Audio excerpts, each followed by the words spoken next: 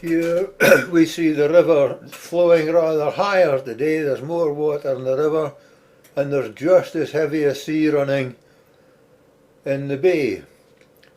But you can see here the river appears to be completely flat, and down at the river mouth, just like the last day, the waves are not getting into the river mouth, they're simply expending their energy on the beach, and there is no problem at all until the river gets a chance to accelerate its flow into the sea, and then when it evens out with the sea pressure, sea level, it gets stopped, reverses its travel and comes back into the river and forms these waves. They are not very impressive at the moment because the river's so much deeper with the spate. But as you can see, the distance they travel up, as the river is getting shallower underneath them, so the waves are gaining in height.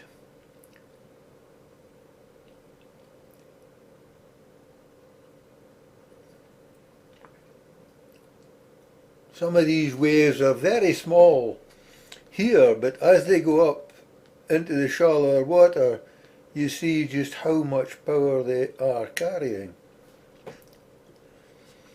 Now looking under the road bridge, and here's a wave coming. You'll notice how the concrete work under the bridge, the shallow step, is enough to make the wave turn into white water just as it passes it. But it continues upstream against quite a strong current. It takes a minute or two before you see the water here starting to gather momentum again, just because that last wave has passed through it and slowed it down.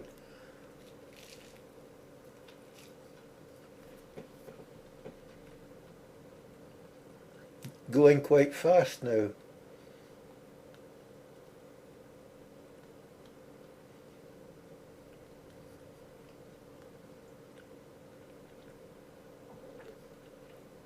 Another slightly bigger wave. The speed of current coming down appears to be no barrier to them at all.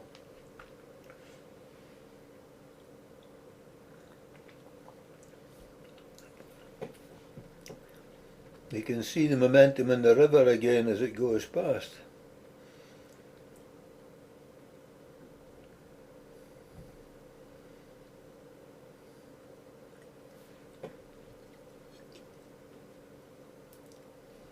Again, these lengthy periods between any wave action at all.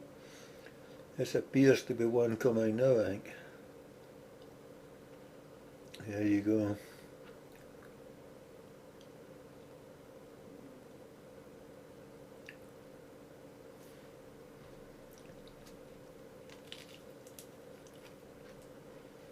They appear to flow up the river in slow motion, but you've got to realise that they're actually going up against the current.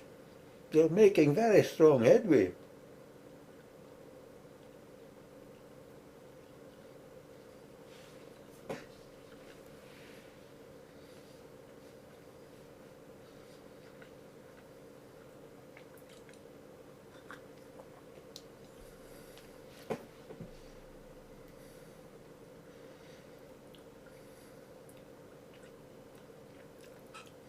The confusion in the wave action under the bridge happens because the wave's coming up with the full width of the bridge, and it's suddenly confronted with the brickwork protecting the garden below the chip shop, and that diverts some of the wave back across the river and confuses the wave as it progresses upstream.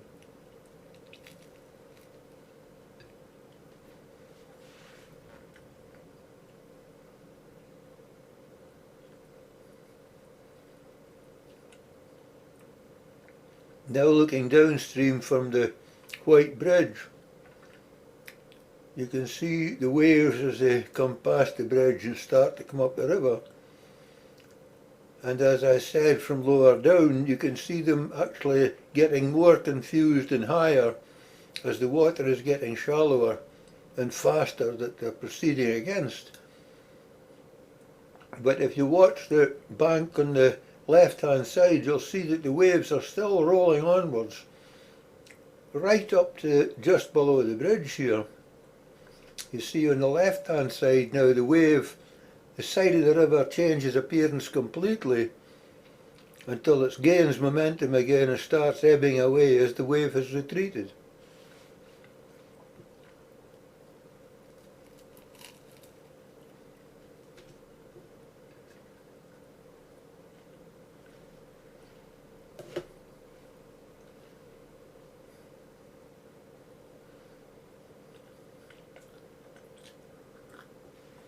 These extended periods of no wave action, or relatively no wave action, clearly shows that it's not marine waves that are causing this phenomenon at all.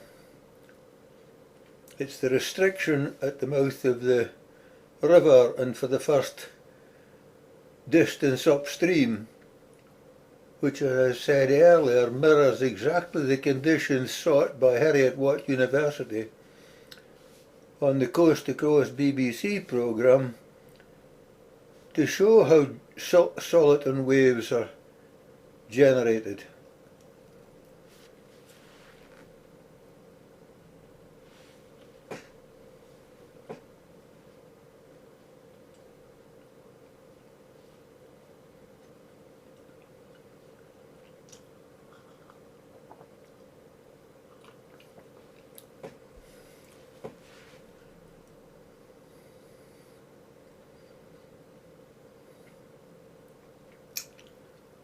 It's so windy and cold, it's very difficult trying to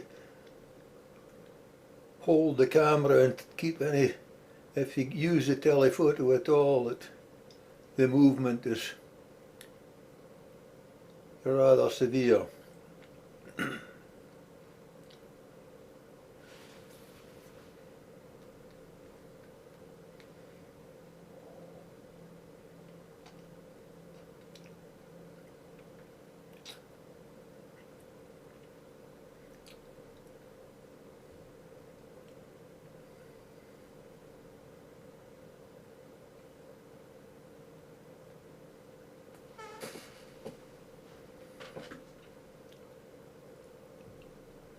You see how the pattern of waves in close proximity run along the wall.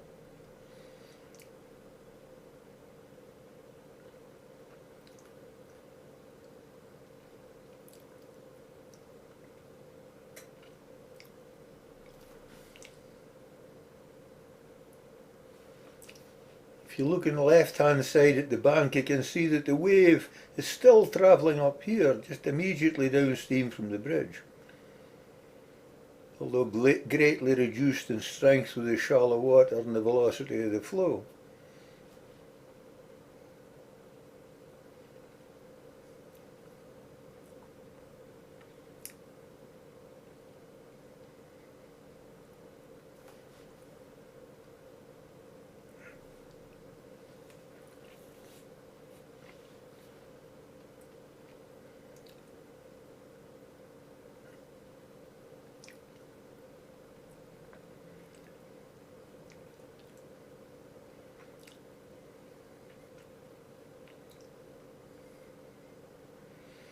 Rather precariously hanging out a window here.